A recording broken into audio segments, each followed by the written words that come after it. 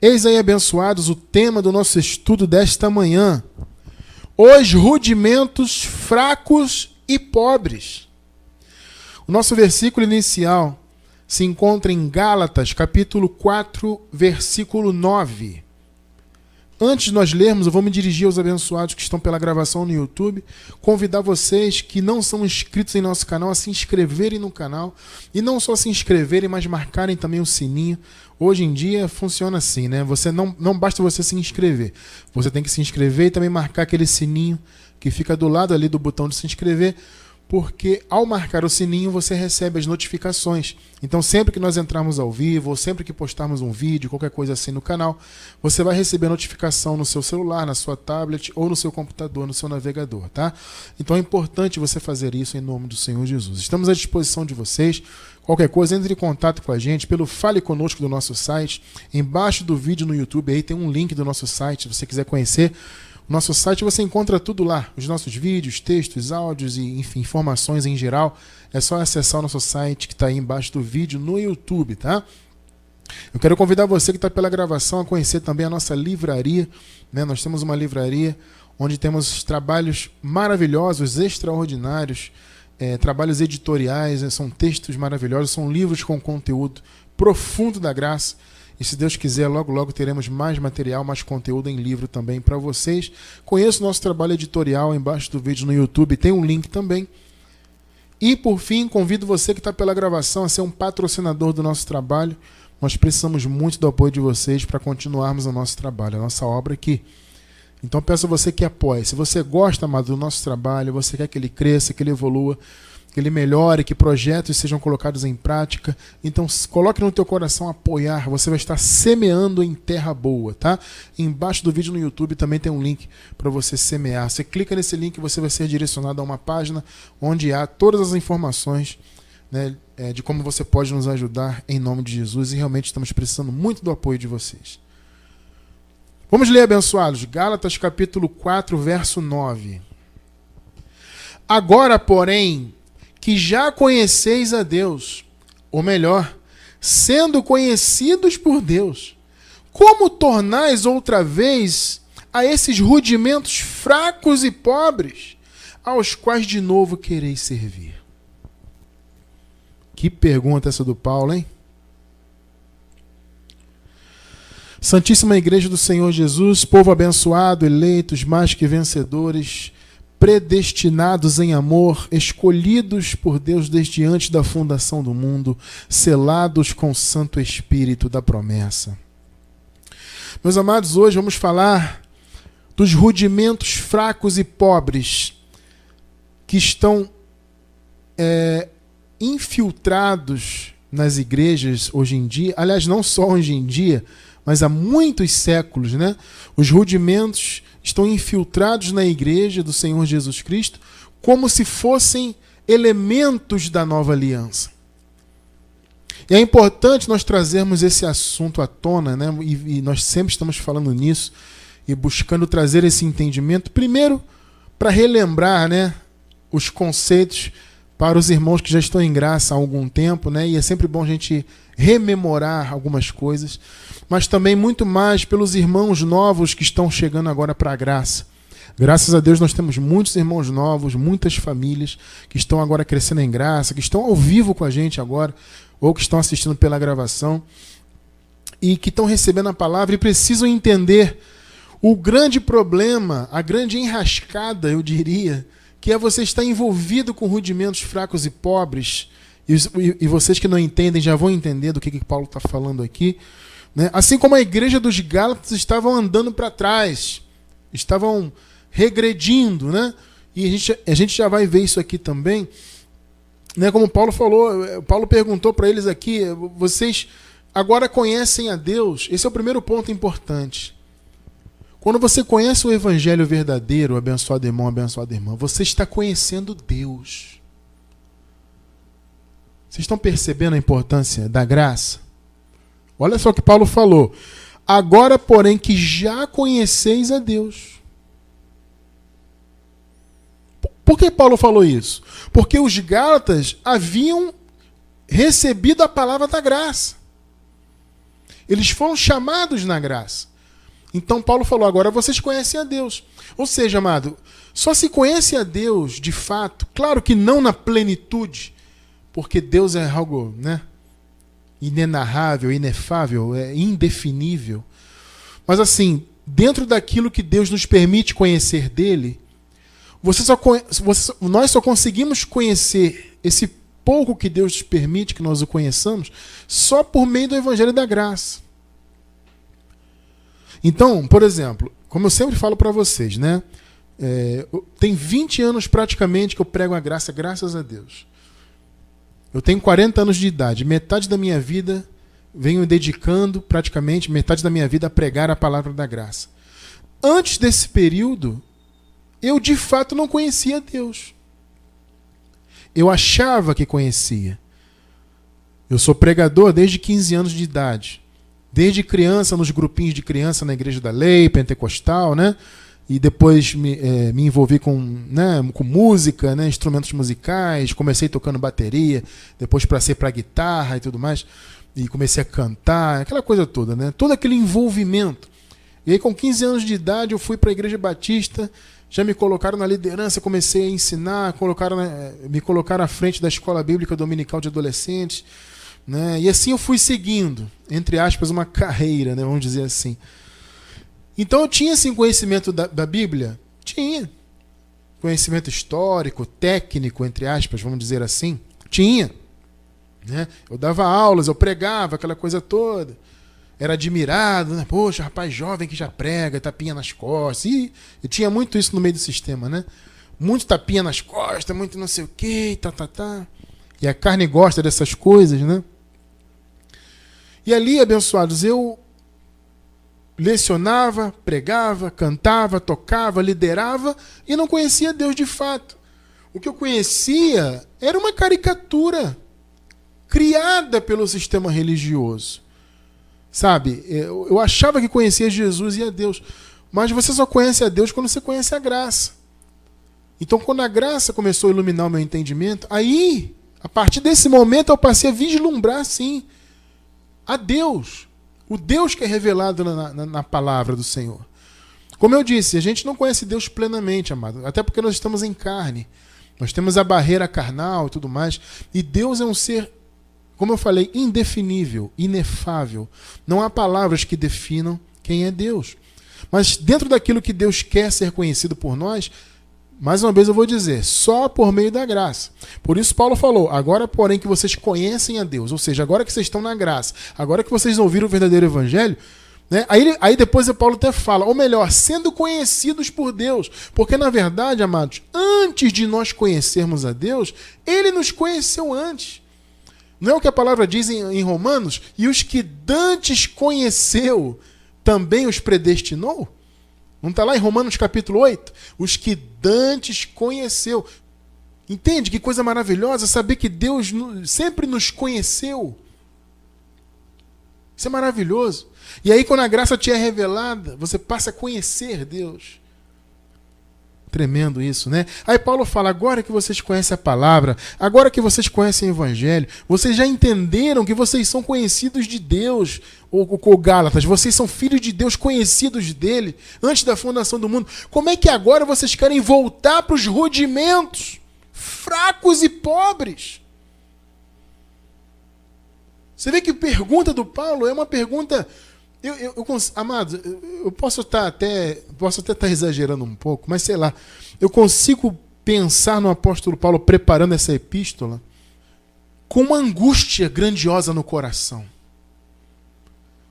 Porque imagina só, amado, você tem um trabalho, você é chamado por Deus, Deus te revela a palavra, aí você tem esse chamado, né? Você vai lá, começa um trabalho em graça, como Paulo fez com os Gálatas, que eles foram fundamentados na graça. E de repente, evidentemente, o Paulo, por ter esse trabalho missionário, saiu, foi continuar a sua obra, deixou a igreja funcionando lá. Aí daqui a pouco vem alguém, traz a notícia, Paulo, a igreja dos Gálatas, eu não sei o que houve lá, Paulo, mas eles estão voltando para a lei. Imagina a angústia de Paulo, amado, pensar isso. Paulo teve tanto trabalho, aliás, no contexto aqui, né, nós começamos a ler Gálatas 4, no contexto mesmo Paulo fala, eu acho que eu trabalhei em vão para vocês, para com vocês, porque vocês estão guardando dias, e no versículo 10 ele fala isso, né? Nós acabamos de ler o 9 aqui na abertura, no 10 ele fala, vocês estão guardando dias, se referindo aos sábados, né? E dias, e meses, e anos, que são as festas judaicas. Aí Paulo fala, eu receio que eu trabalhei em vão para vocês. O meu trabalho foi inútil, porque eu preguei a graça, vocês estão guardando dias. Eu preguei a graça, vocês estão circuncidando. Eu preguei a graça, vocês estão em rudimentos fracos e pobres. Meus amados, a palavra rudimento vem do grego stoicheia. A palavra stoicheia significa elemento, princípios básicos. Nesse caso, essa palavra está sendo usada para se referir aos elementos da formação religiosa dos judeus. A obra da lei. Entende? As obras da lei no plural, né? Os elementos, rudimentos, né? São obras da lei, são princípios básicos da religião dos judeus. Esse é o ponto, essa palavra significa isso. Stoicheia é princípio básico, elemento, coisa elementar. Então o apóstolo está se referindo à religião judaica. O Gálatas, vocês conhecem o Evangelho, Gálatas. Vocês conhecem a Deus. Como é que agora vocês estão querendo servir de novo nessa stoicheia aí? Nesses rudimentos, elementos fracos e pobres? Então, amado, para não ficar dúvida como a igreja dos Gálatas fora concebida, veja só, Gálatas capítulo 1, versículos 6 e 7. Nos chamou na graça de Cristo, olha aí, para outro evangelho. Eu estou admirado, Gálatas. Vocês foram chamados na graça. Irmão, você que está aí ao vivo, você que está pela gravação, está claro ou não está claro isso aí para você? Vocês foram chamados na graça de Cristo para outro evangelho. Aí Paulo fala no 7, o qual não é outro. Por quê, amado? Porque fora da graça não existe outro evangelho. Amado, nessa nova aliança, quando se fala em evangelho, está se falando da graça, não tem outro. O que essas pessoas aí fora no sistema religioso, pentecostal, tradicional, protestante, católico, seja o que for, que tem rótulo de cristão e que não prega a graça, esse pessoal não prega o evangelho. Eles até dizem pregar. Não, aqui nós pregamos o evangelho, falamos de Jesus. Mas, amado, veja bem, não basta falar de Jesus. Tem que falar de Jesus na visão correta. E qual é a visão correta? É a graça, não tem outro evangelho. Por isso Paulo fala, Gálatas, vocês foram criados na graça, só que vocês estão, né, indo depressa para outro evangelho. Eu recebi notícia de vocês aí que vocês estão em rudimentos fracos e pobres. Aí Paulo fala, o qual não é outro. Versículo 7, vamos continuar aqui, né? Aí Paulo fala, vocês estão indo para outro evangelho muito rápido. Aí ele diz, o qual não é outro, porque não há outro evangelho, como eu acabei de falar. Senão que há alguns que vos perturbam, olha aí, ó, e querem perverter o evangelho de Cristo. Amado, quando você coloca rudimento fraco e pobre no meio do evangelho, é perversão. A palavra dura, mas é a verdade. O evangelho, ou o suposto evangelho pregado no meio do sistema religioso aí fora, é, na verdade, um evangelho pervertido. Deturpado totalmente. Não é evangelho. Entende? Então você acabou de ler comigo. A igreja dos Gálatas fora criada em graça, foi fundamentada, concebida em graça. Estavam regredindo por quê? Porque Paulo se retirou, obviamente, e alguns legalistas começaram a invadir a igreja. Não, porque nós somos judeus, o culto pertence a nós que somos judeus, nós que cumprimos a lei. O culto pertence a quem cumpre a lei. Vocês têm que cumprir a lei para vocês serem de Deus, para vocês servirem a Deus. E aí começaram a colocar na cabeça dos Gálatas isso. Tem que circuncidar, olha, tem que ir guarda sábado, e dias de festa, enfim. É tremendo, amado. Então, abençoados, esses tipos de obras da lei, essas obras da lei, melhor dizendo, são princípios básicos, e aqui eu digo no pior sentido da palavra mesmo, né? São elementos fracos e pobres, como Paulo falou, né? São elementos, rudimentos judaizantes, e os gálatas estavam envolvidos nisso, e muitos hoje estão envolvidos nisso aí. Hoje em dia, amado, não é diferente dos gálatas, não. Nós conseguimos observar, nós hoje que estamos em graça, né, conseguimos observar muitas e claras evidências bíblicas, né, da maldição que é a obra da lei no meio da igreja. Aliás, isso está escrito ipsis literis, né? Você pega lá Gálatas capítulo 3, versículo 10, Paulo fala, os que são das obras da lei estão debaixo de maldição. O Paulo deixa isso muito claro. Então as igrejas estão aí no meio da maldição da lei. E esses líderes aí fazem de tudo para que as pessoas continuem infiltradas no meio desse sistema. Inclusive, alguns dizem que pregam a graça, inclusive. Aliás, todo mundo hoje diz que prega a graça, né?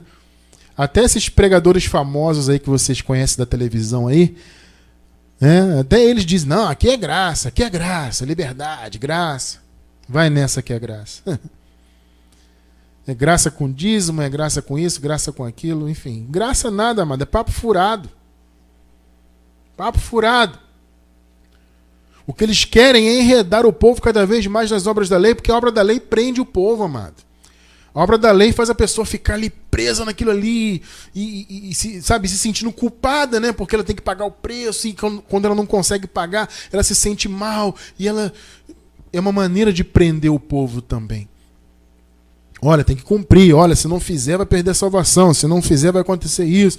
Olha, se você sair daqui da igreja, você vai ser amaldiçoado. Amado, o que eu mais ouço aí, as pessoas nos escrevem, mandam e-mail para nós dizendo isso.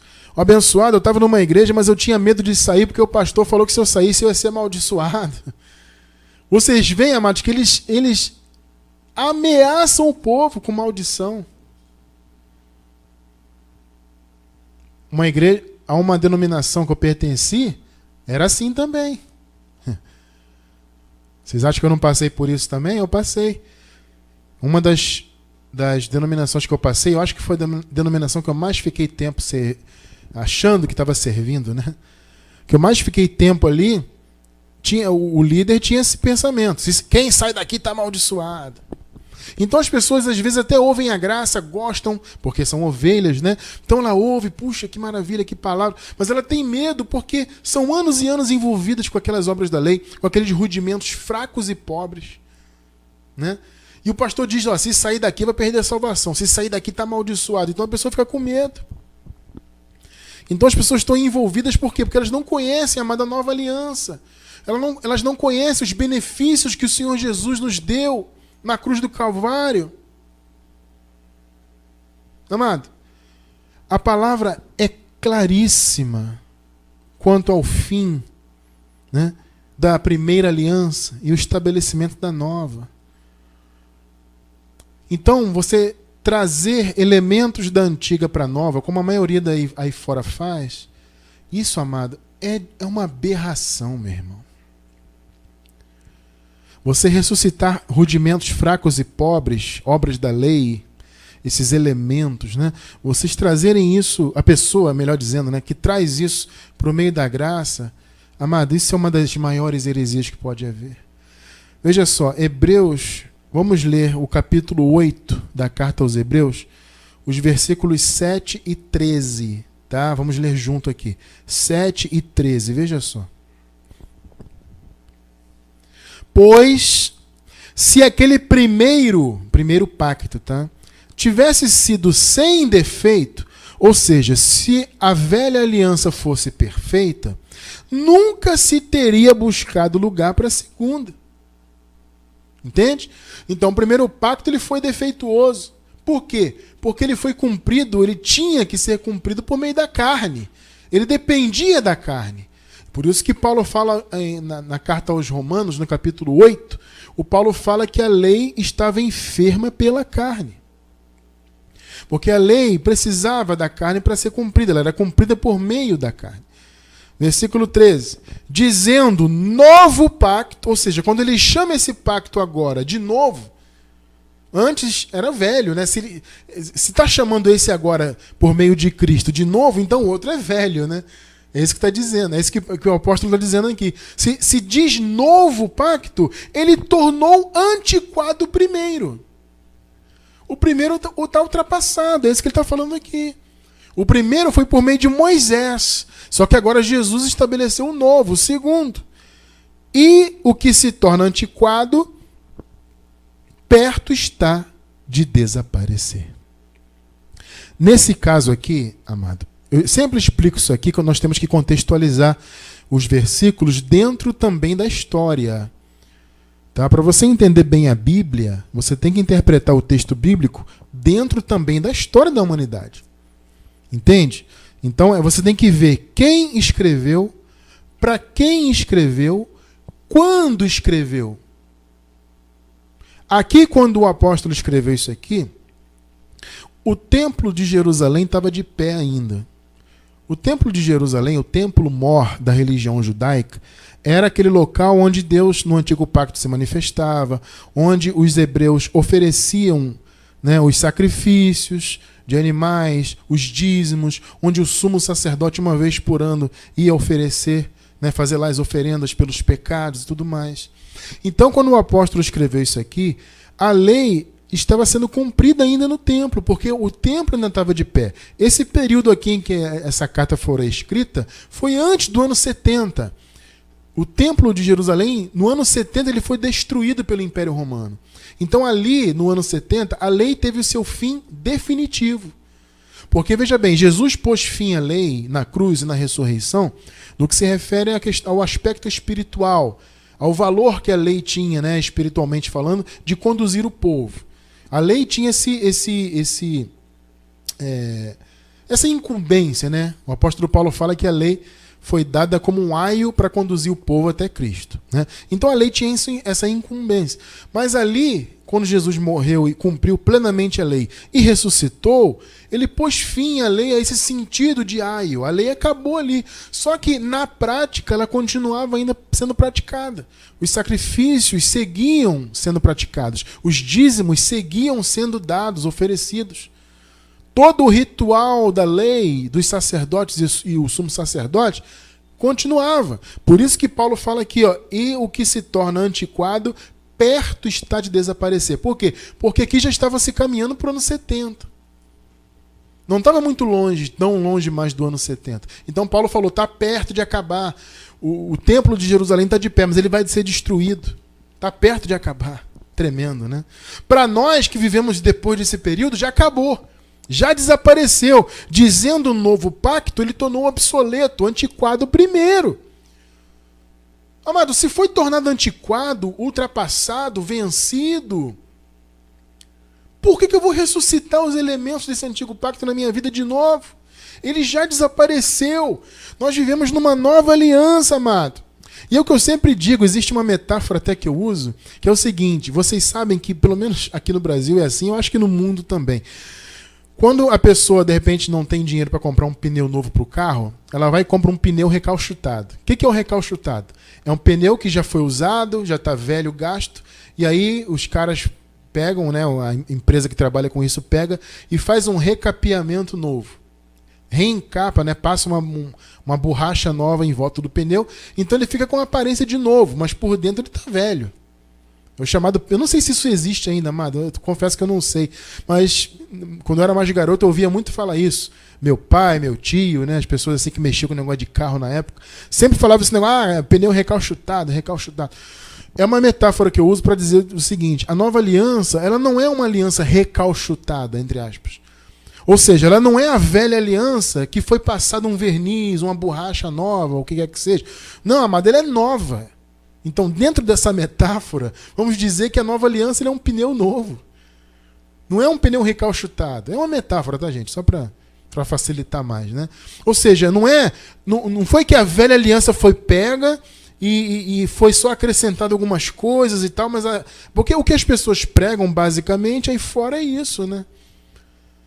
Que a velha aliança praticamente continua, porque eles continuam praticando as mesmas obras, né? Então, assim, a nova aliança seria o quê? A velha aliança melhorada. acrescentado alguma coisinha aqui e ali, mas na verdade ainda é a velha. Assim como o pneu recalchutado, ele não é novo, ele tem aparência de novo. O cara manda recalchutar para passar uma borracha nova, você olha assim, poxa, o pneu está novo. Mas na verdade ele é velho. Amado, a nova aliança ela é totalmente nova. Entende isso? Totalmente nova. Quando você ressuscita a antiga aliança com esses métodos judaizantes, com essas práticas da religião judaica, o que Paulo chama, mais uma vez, né, de rudimentos fracos e pobres, quando você ressuscita a lei na sua vida por meio de obras da lei, você está anulando a graça. Eu, por falta de conhecimento, anulei a graça na minha vida por 20 anos. Né? 20 anos que eu passei no meio do sistema, desde criancinha de colo. É claro que, se eu for contar só um período que eu comecei a me envolver, né? Vamos botar assim uns 10 anos, né? Vamos dizer que com 10 anos eu comecei a me envolver ali no grupo de crianças e tal. Quer dizer, foram anos da minha vida que eu estava ali envolvido com a anulação da graça. Assim como muitos hoje vivem aí. Gálatas 2:21. Não anulo a graça de Deus. Olha aí. Porque se a justiça vem da lei, das obras da lei, tá vendo aí? Logo, Cristo morreu em vão. Amado, a lógica é a seguinte: se nós temos que praticar obras da lei para sermos santificados, para alcançarmos manifestações de bênçãos, para sermos salvos, para nos livrarmos do pecado, para vencermos o império das trevas, etc, etc, eu pergunto, qual seria então a finalidade da morte de Cristo? Porque Jesus morreu, amado, e ressuscitou por nós. Ele morreu por nossos pecados, como o apóstolo Paulo fala, e ressuscitou para a nossa justificação. Aí eu pergunto para os amados, se eu tenho que viver pagando o preço, jejum, dízimo, sacrifício, circuncisão, guarda sábado, come Páscoa, e faz campanha, e não sei o quê. Se eu tenho que viver nisso, ele morreu para mim e ressuscitou por quê então? Entende como é o problema de você colocar rudimento na tua vida? Paulo, amado, é taxativo quando ele fala dos rudimentos judaizantes. Eles são fracos e pobres. Eles não acrescentam nada à vida dos eleitos de Deus, a não ser jugo pesado e escravidão, né? Então o povo do Senhor precisa, amado, urgentemente acordar para essa realidade. É muito triste, amado, uma pessoa passar anos da vida praticando obras da lei, ressuscitando o antigo pacto, porque a pessoa, meu amado irmão, minha amada irmã, está separada de Cristo. Olha que coisa terrível isso aí. Ah, mas Cristiano, como assim separada de Cristo? Quer dizer que quem está em obras da lei vai perder a salvação?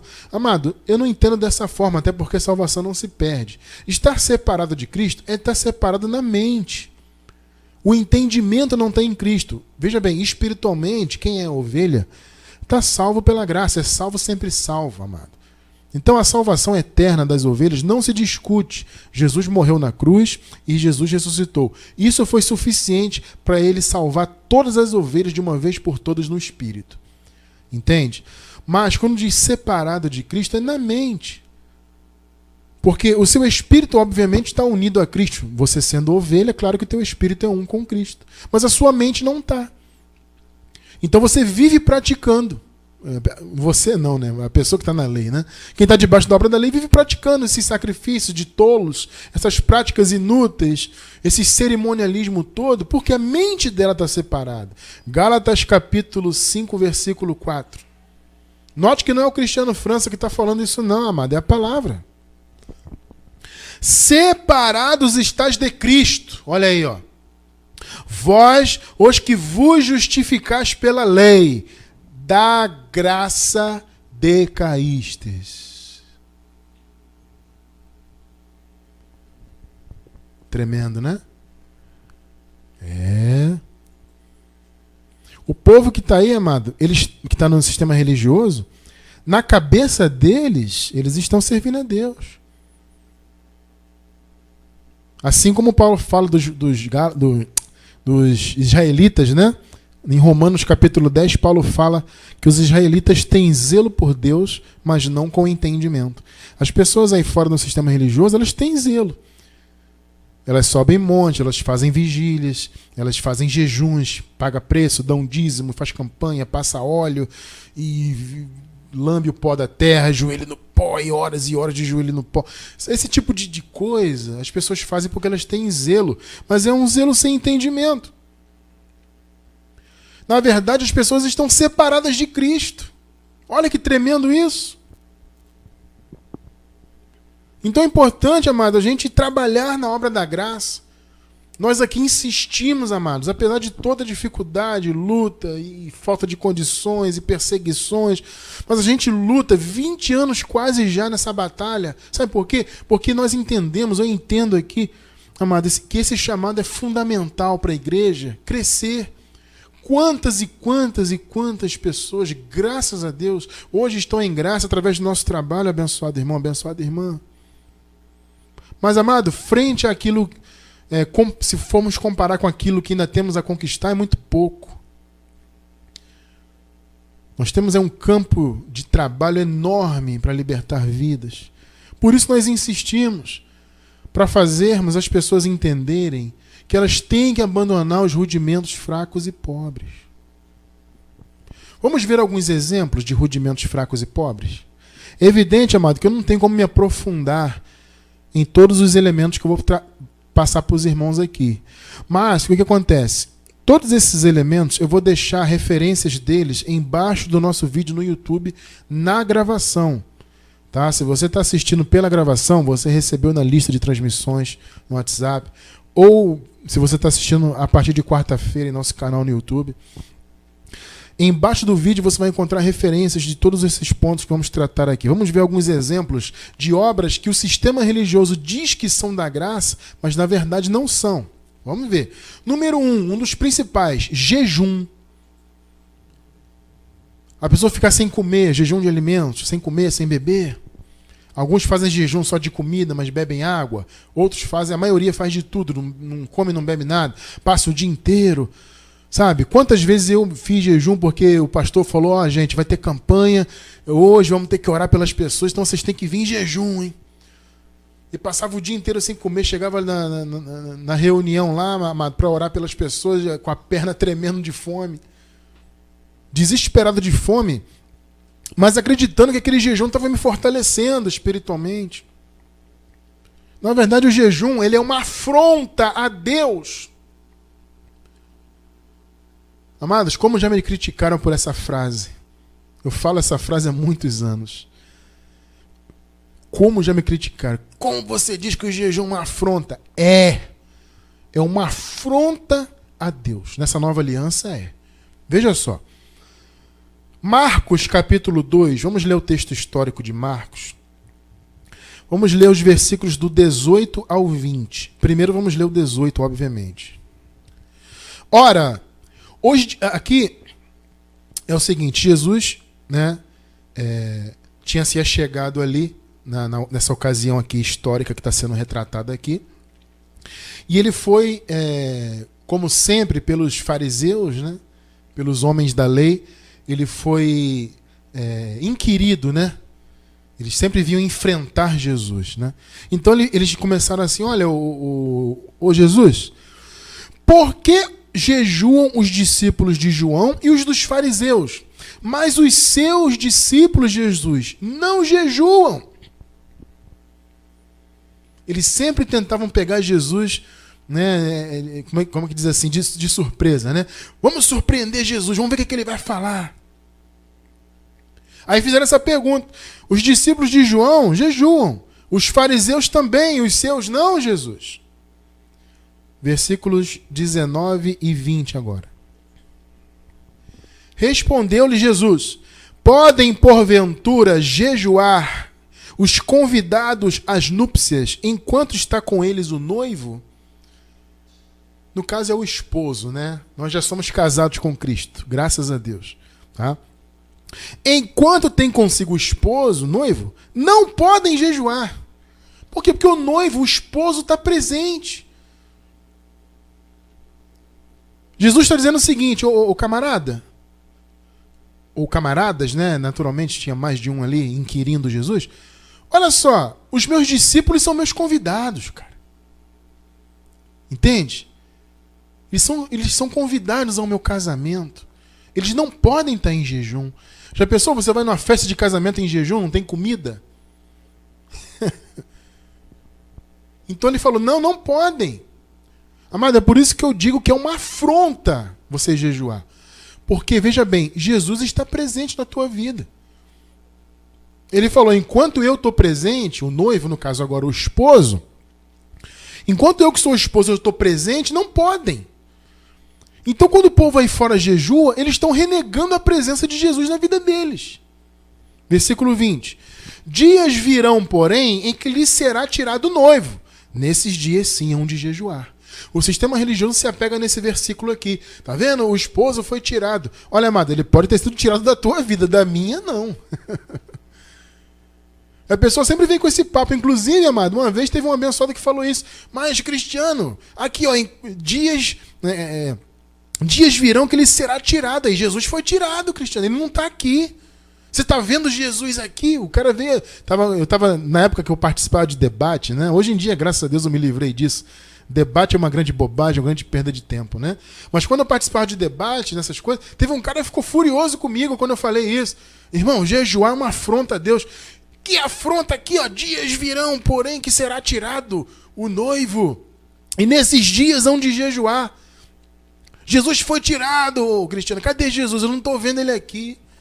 Eu falei, amado, Jesus pode até não estar com você. Eu não sei da sua vida. Mas comigo ele está. A palavra diz que nós somos um espírito com Deus. Cristo em nós é a esperança da glória, como Paulo fala. Cristo está em nós, amado. O noivo está aqui, o esposo está aqui. Então eu falei com ele, amado, se o esposo não está com você, eu sinto muito, mas comigo ele está. E se ele está comigo, eu não jejuo. Quer saber mais? Embaixo do vídeo no YouTube, na gravação, vai ter link aí sobre esse assunto. Segundo exemplo, guardar sábados e festas judaicas. Vamos ler Gálatas 4, versículos 10 e 11 agora. Olha Paulo falando, que eu até citei agora há pouco, né? Guardai dias e meses e tempos e anos. Paulo está falando o quê? Do cerimonialismo judaico. Judaizante, de guardar sábados, festas, etc. Né? Guardai dias e meses e tempos e anos. Temo a vosso respeito, não haja eu trabalhado em vão entre vós. Aquilo que eu citei agora há pouco. Paulo falou, Gálatas, olha, eu estou achando que eu trabalhei à toa, porque eu preguei a graça para vocês. Vocês estão guardando dias e meses e tempos e anos? Colossenses 2, 16 e 17. Eu vou ler aqui a Nova Versão Internacional, abençoados. Essa versão aqui, nesse caso aqui, nesses dois versículos, ela é bem mais explicada, tá? Colossenses 2, 16 e 17. Portanto, olha só Paulo falando aos Colossenses. Não permitam que ninguém os julgue pelo que vocês comem ou bebem. Por quê? Porque os judaizantes tinham muita preocupação com isso. Ah, não pode comer isso, não pode comer aquilo, olha, não sei o que, cuidado e tal. Paulo falou, Colossenses, não deixe ninguém julgar vocês pelo que vocês comem ou bebem. Vocês são livres para comer e beber luas novas ou dos dias de sábado. Olha só.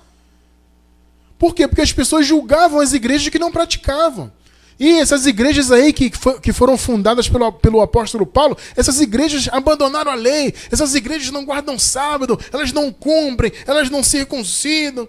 Aí Paulo está falando, Colossenses, não se preocupem com isso. O sistema religioso quer atacar vocês, Colossenses, porque vocês comem de tudo, porque vocês não fazem festas religiosas, porque vocês não guardam dias de festa, dias de sábado. Colossenses, não se preocupem com isso. 17. Estas coisas são sombras do que haveria de vir, que é a graça, né? Ou seja, a lei é sombra. Então Paulo está falando essas coisas, sábado, dia de lua nova, festividade religiosa, comer e beber, esse tipo de coisa são sombras do que haveria de vir.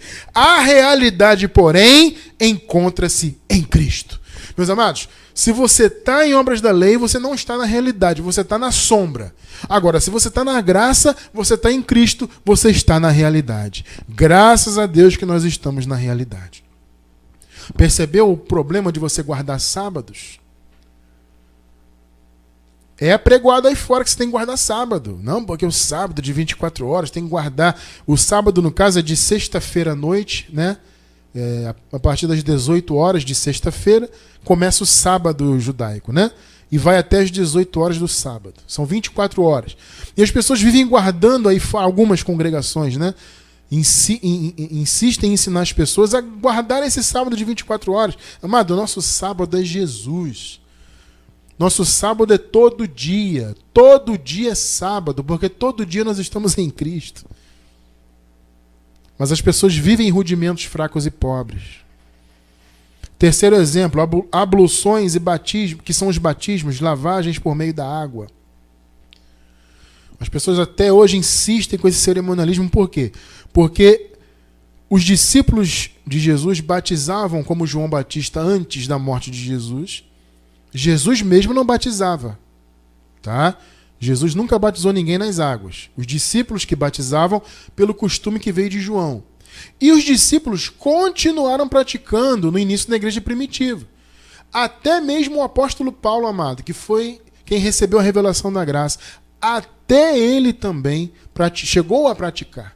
Mas logo, ao receber a revelação, Paulo compreendeu que o seu chamado era outro. Paulo fala, eu não fui chamado a batizar, fui chamado a pregar o evangelho. Entende? As pessoas estão vivendo em abluções. Vamos aqui deitar na água para limpar o pecado. Ora, e Jesus morreu para quem então? Mateus 3,11, livro histórico. E eu, em verdade, vos batizo com água para o arrependimento. Aqui João falando. Mas aquele que vem após mim é mais poderoso do que eu. Falando de Jesus. Olha o que está dizendo. O batismo dele é mais poderoso. O meu é na água. O dele, de Jesus, é diferente. Cujas alparcas não sou digno de levar. Ele, Jesus, o que veio depois de João, vos batizará com o Espírito Santo e com fogo. Ó. 2 batismos, de João e de Jesus. Os discípulos pegaram o costume de João, batizavam. Jesus de Nazaré não batizava, mas os discípulos sim. E esse costume transcendeu a cruz. Até que a revelação da graça veio plena e revelou o verdadeiro batismo. Eu vou deixar link embaixo do vídeo no YouTube sobre isso. João falou, eu batizo com água. Jesus batizará e batiza, já batizou os seus eleitos todos, já está consumado, com o Espírito Santo e com fogo. O fogo é juízo, gente. Quando eu era pentecostal, eu fui ensinado que o fogo era aquele pula-pula na igreja, né? Ele batizará com o Espírito Santo e com fogo. Então você vai ter fogo, vai pular, vai rodar. Não. Se vocês leem o contexto de Mateus 13, vocês vão ver que fogo, na verdade, é juízo. Ou seja, o Espírito Santo para os eleitos e o juízo para quem não é eleito. Entende isso? É Espírito Santo e juízo, são modelos que se opõem. Ele vos batizará com o Espírito Santo e com fogo. Espírito Santo para quem é dele. E fogo para quem não é. Fogo foi o juízo, amado. Fogo não é igual o pentecostal fala que fogo é pular e rodar na igreja. Não. Esquece isso.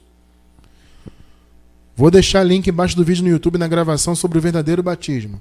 4. Páscoa, ou a festa dos ázimos, a chamada Santa Ceia. Esse termo não existe na Bíblia, amado. Santa Ceia, não existe isso na Bíblia.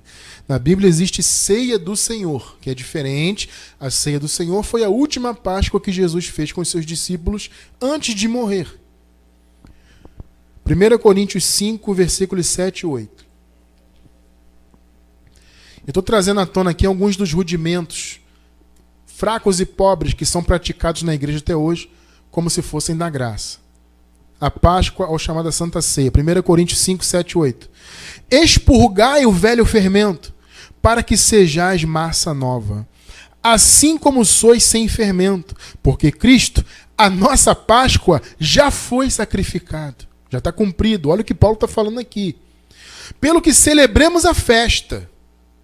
Está falando da Páscoa. Mas veja só. Não com o fermento velho, nem com o fermento da malícia e da corrupção, mas com os ázimos da sinceridade e da verdade. Veja o que Paulo está falando. Note que Paulo não está falando de uma cerimônia, mas de atitudes cristãs, de viver na sinceridade, de viver na verdade. Gente, faça a festa, mas a nossa festa verdadeira é sermos sinceros, é sermos verdadeiros. Nosso pão ázimo é a verdade. Entende? O apóstolo Paulo está passando aqui alguns conceitos, né, nas entrelinhas, vamos dizer assim, para os coríntios, porque Paulo não podia se aprofundar muito, porque os coríntios ainda eram infantis. Paulo fala, leite vos dei de beber, coríntios, não alimento sólido. Então, por isso que Paulo não entrou profundamente. Por isso que os coríntios ainda praticavam essa tal ceia. Só que eles faziam tudo errado, não entenderam o propósito, não entenderam o que é a verdadeira ceia, a verdadeira festa. O que é o verdadeiro ázimo? O ázimo é o pão, aquele pão sem fermento é o ázimo, né? Eles não entenderam o que é o ázimo. Paulo está deixando claro, o ázimo, na verdade, o pão, o nosso pão, é a sinceridade e a verdade, Coríntios. Você vê que Paulo está aqui devagarzinho passando conceitos para eles. Eu vou deixar embaixo do vídeo no YouTube a nossa mensagem, a verdadeira ceia do Senhor também. Quinto exemplo, circuncisão do prepúcio. Aquela circuncisão, né, a circuncisão física que a religião judaica fazia, né, que era cortar a pele do prepúcio do pênis, né, do homem. Você vai dizer assim, mas Cristiano França, hoje em dia realmente não se faz mais isso. Pois é, amado, mas mesmo assim eu estou colocando aqui, primeiro porque na igreja primitiva eles insistiam em fazer. Os judaizantes insistiam em fazer. Hoje não se vê muito falar nisso no meio das igrejas. Mas por que eu estou colocando isso aqui? Vamos ler primeiro o versículo que eu vou falar. Gálatas 5:2. Veja só. Eis que eu, Paulo, vos digo que, se vos deixar de circuncidar, Cristo de nada vos aproveitará. Olha o que Paulo está falando. Na igreja primitiva se fazia muito, insistia-se em se fazer muito a circuncisão dos gentios. Se insistia muito. Hoje não se vê falando muito nisso. Mas eu estou lendo esse versículo porque eu quero que você entenda, principalmente você que é novo na graça, que você pode trocar nesse versículo a palavra circuncidar por qualquer outra obra da lei. Porque circuncidar aqui é uma obra da lei. Qualquer uma que você colocar aqui vai dar na mesma. Eu digo que se vos deixar de jejuar, se vos deixar de ser dizimistas, se vos deixar de guardar sábado, se vos deixar de... Enfim, o que quer que seja, comer Páscoa, Cristo de nada vos aproveitará. Troque circuncidar aqui por qualquer outra obra da lei. Vai dar na mesma. Então, se você é dizimista, se você faz jejum, se você guarda sábado, se você faz sacrifício de tolo, enfim, o que quer que seja de obra da lei, Cristo não tem proveito para você, porque Cristo morreu por você e você diz não para a obra dele e diz sim para a sua obra da lei. Quem diz sim para a obra da lei está dizendo não para Cristo. Olha, Jesus, eu não aceito o que o Senhor fez por mim na cruz. Mesmo que seja inconscientemente, a pessoa diz isso. Vocês estão compreendendo o mistério? Obviamente as pessoas não têm essa noção, mas inconscientemente é isso que ela está dizendo. Olha, se eu estou jejuando, então a morte dele não tem valor. Se eu sou dizimista, a morte não tem valor.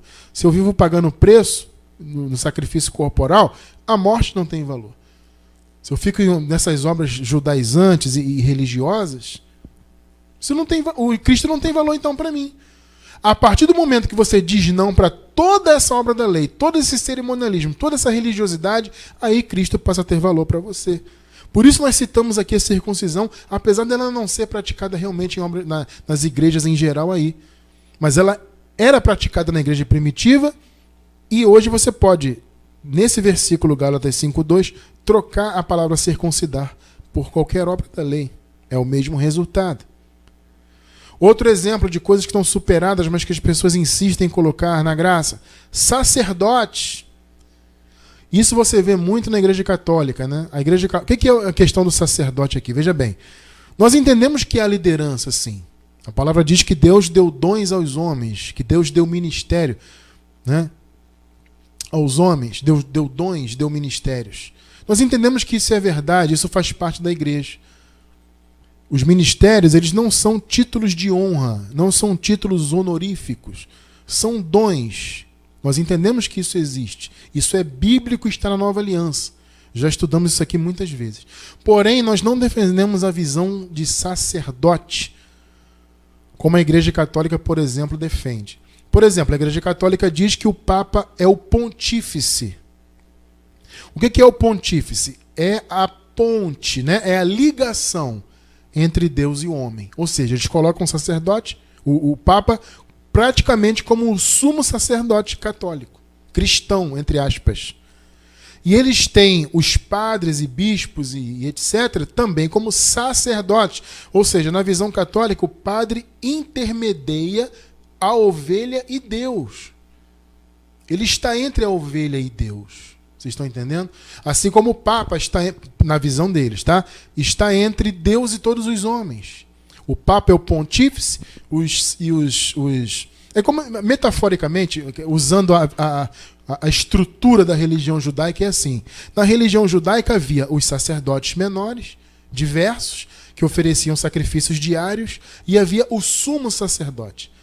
Então, na Igreja Católica, é mais ou menos a mesma estrutura. Tem lá os sacerdotes menores, padres, bispos, arcebispos, etc. E o Papa, que seria, no caso, o sumo sacerdote. Essa visão não existe, amado. Você tem ligação direta com Deus. Há lideranças? Há pessoas com dom de mestre, de ensinar, de liderar, de pastorear. Isso é bíblico. Mas não há ninguém entre você e Deus. Você não depende de nenhuma pessoa, nenhum ser humano, para ter contato com Deus. Você pode e deve ir direto a Deus. Orar, agradecer, falar com Deus, conversar com Deus. Você não precisa de ninguém nesse meio aí, né, fazendo ponte, entre aspas. Essa visão de sacerdote acabou na lei. Hebreus 7, 15 até o 17. E muito mais manifesto é ainda, se a semelhança de Melquisedeque se levantar outro sacerdote, que não foi feito segundo a lei do mandamento carnal, tá vendo? Mas segundo a virtude da vida incorruptível. Porque ele assim testifica, falando de Jesus: tu és sacerdote eternamente, segundo a ordem de Melquisedeque. Melquisedeque foi um sacerdote que surgiu na época de Abraão. Ninguém sabe de onde ele veio, para onde ele foi, não há notícias. Mas esse sacerdote veio e teve contato com Abraão. E Jesus, ele é comparado a esse sacerdote. Por que Paulo fala isso aqui? Qual a intenção de Paulo aqui? Em comparar Jesus a esse sacerdote que apareceu para Abraão. É para dizer que Jesus é superior a Moisés.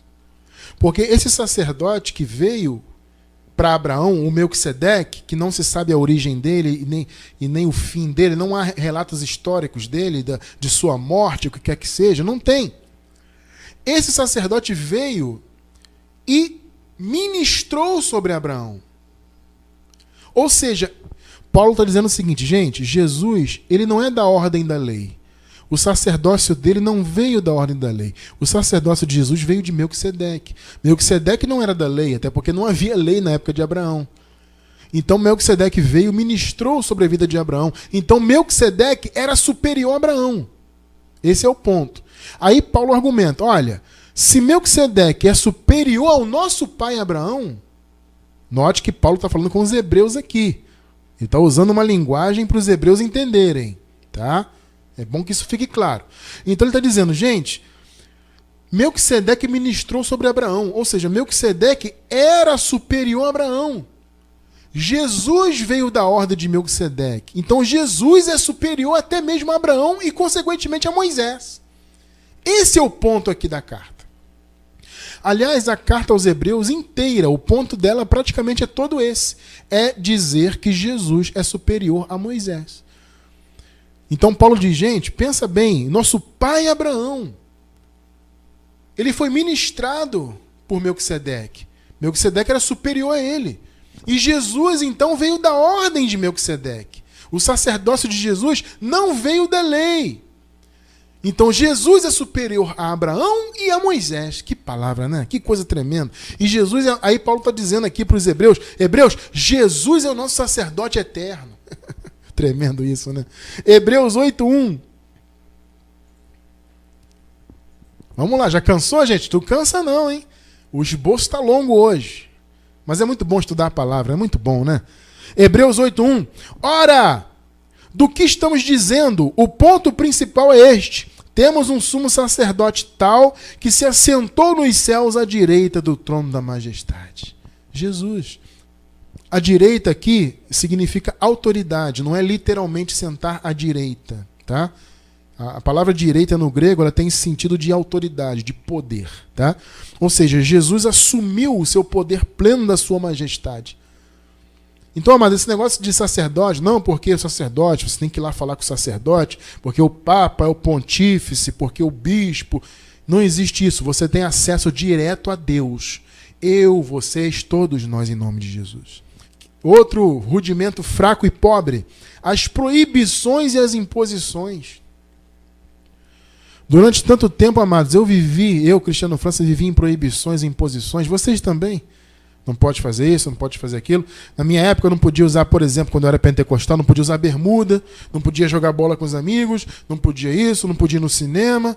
Hoje em dia as pessoas vivem também muitas proibições. Mesmo que já hoje o sistema religioso está mais maleável, né?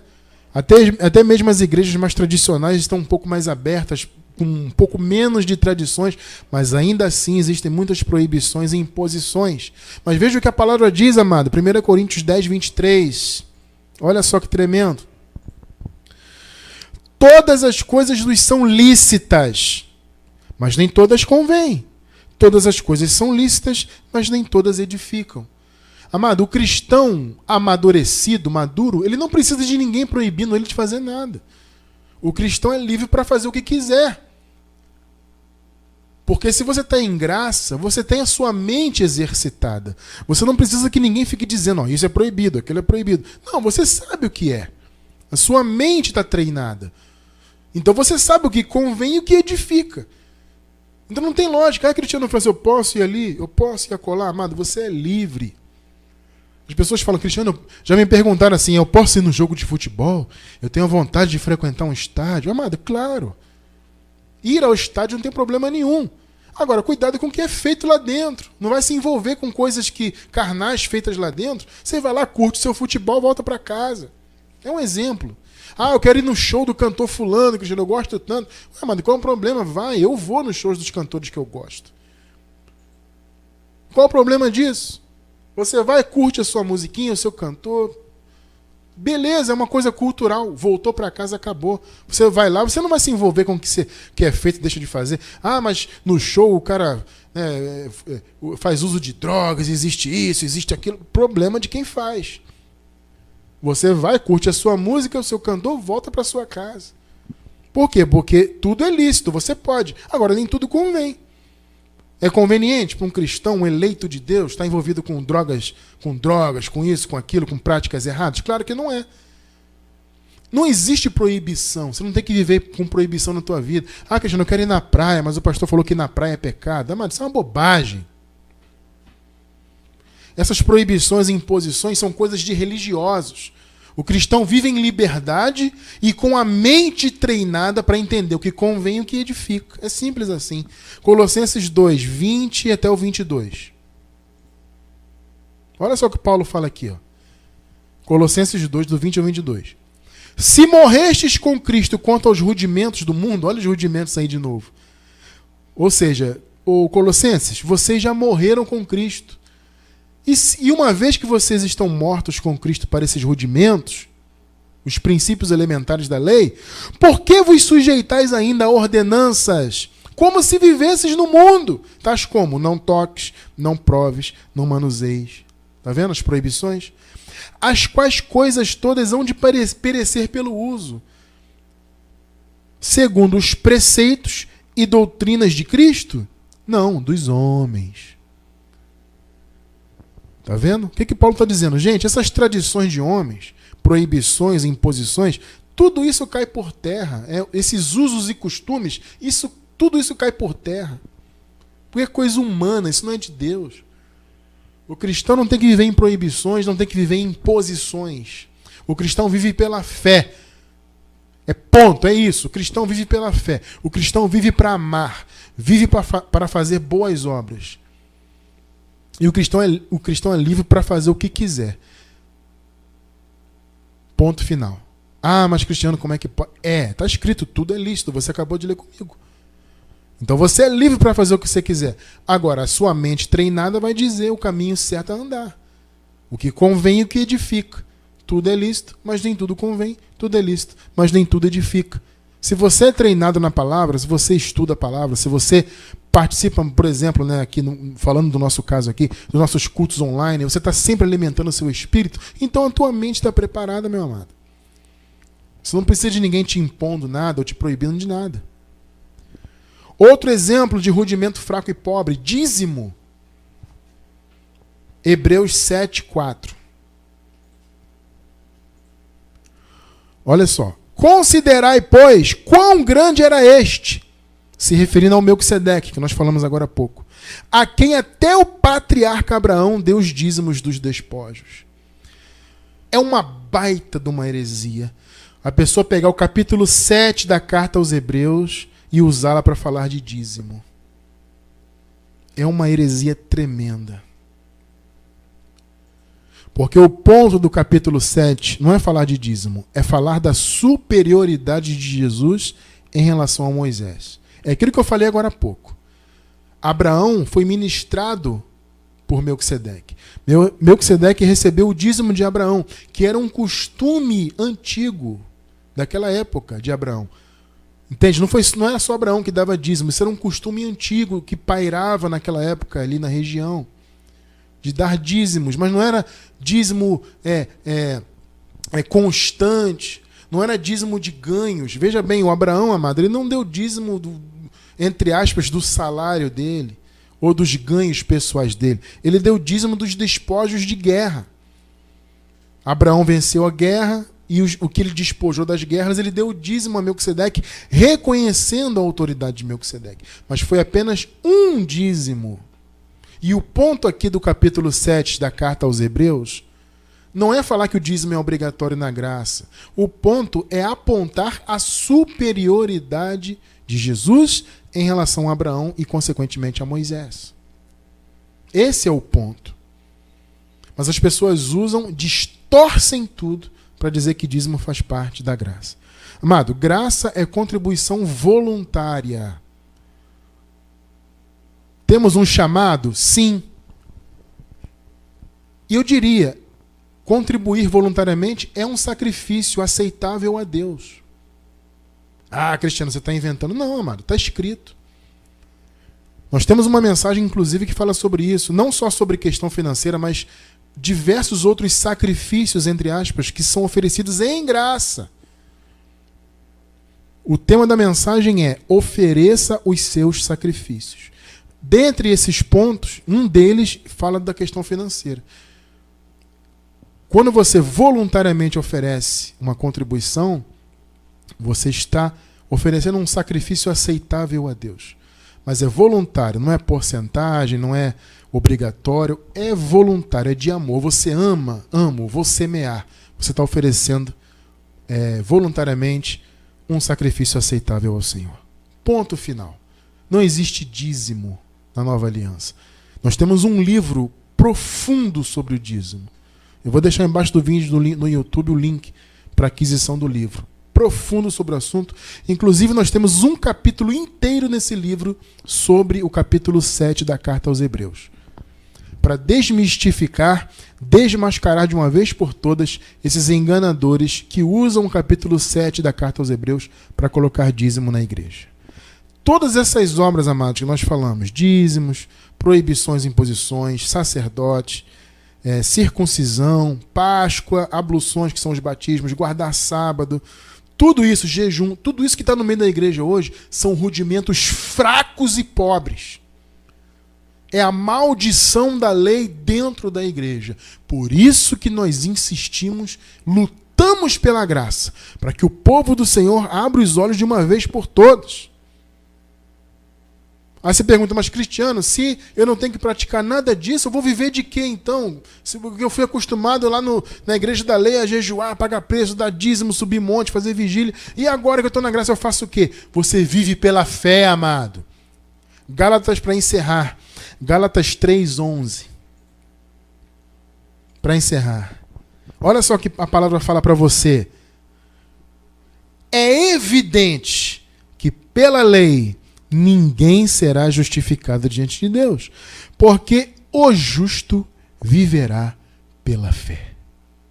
Esse é o teu chamado, é o meu chamado, é o nosso chamado na graça.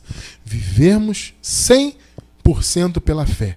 Ou seja, sem obras da lei, sem práticas religiosas, apenas vivendo o amor, a graça e a fé em Cristo Jesus. Praticando boas obras, sendo uma pessoa boa no mundo. Isso é ser cristão, meu amado.